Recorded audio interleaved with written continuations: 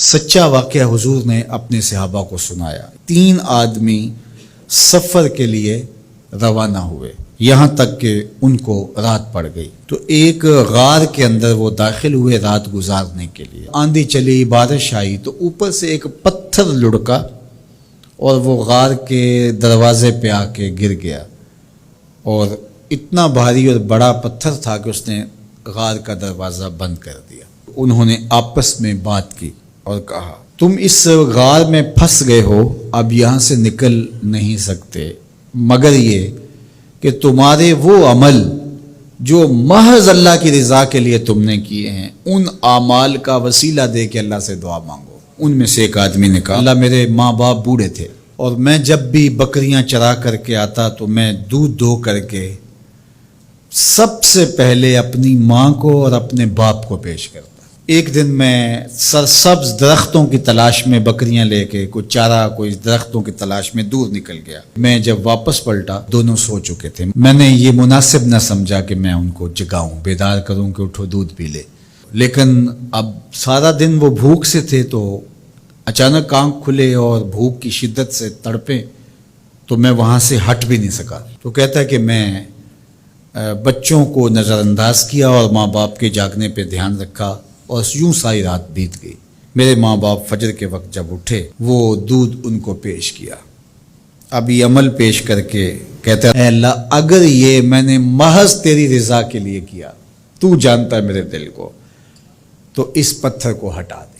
تو پتھر تھوڑا سا سرک گیا، لیکن اتنا نہیں تھا کہ وہاں سے یہ باہر نکل سکے۔ اب دوسرے کی باری آئی، اس نے کہا، اے اللہ میرے چچا کی ایک بیٹی تھی جو مجھے بہت زیادہ محبوب تھی، مرد عورت کے ساتھ جتنی محبت کرتا ہے اس طرح میرا اس کی طرف رجحان قلب تھا، تو میں نے اس کو اپنی خواہش کی تکمیل کے لیے کئی بار کہا، لیکن اس نے کہا کہ یہ نہیں ہو سکتا۔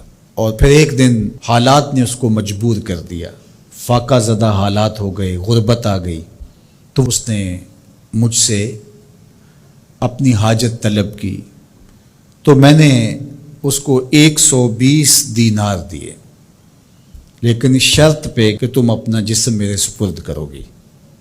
اب مجبوری سے اس نے کہا ٹھیک ہے، لیکن میں نے دیکھا کہ اس کا وجود اللہ کے خوف سے کانپ رہا تھا، اور مجھے کہنے لگی اتق اللہ، اللہ سے ڈر اور اس کی حدوں کو نہ توڑ۔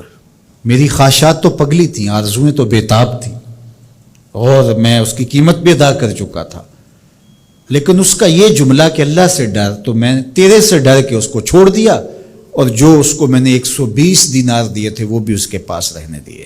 اللہ میرے اس مخفی عمل کو تو ہی جانتا ہے، تو اگر میں نے تیری رضا کے لیے ایسا کیا تو اس پتھر کو ہٹا دے۔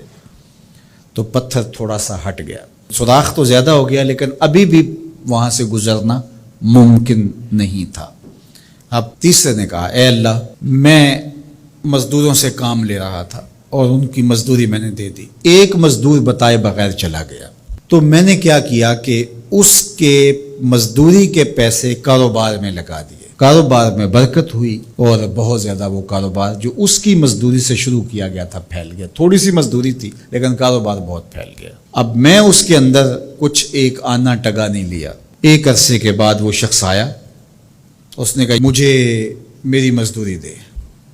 تو میں نے کہا یہ بکریاں، یہ بھیڑیں، یہ اونٹ، یہ غلام، یہ نوکر چاکر، یہ سب کچھ ہے، یہ تیری مزدوری ہے۔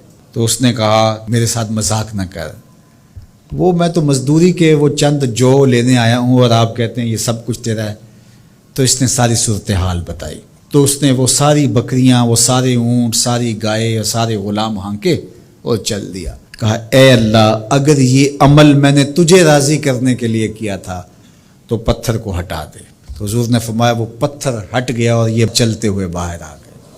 جب اللہ کی رضا کے لیے کام کیے تو مشکلوں سے نکلنے کے راستے ملتے۔ ایک روایت میں آتا ہے جو آسانی کے وقت اللہ کو فراموش نہیں کرتا، اوکھے ویلے اللہ اس کو فراموش نہیں کرتا۔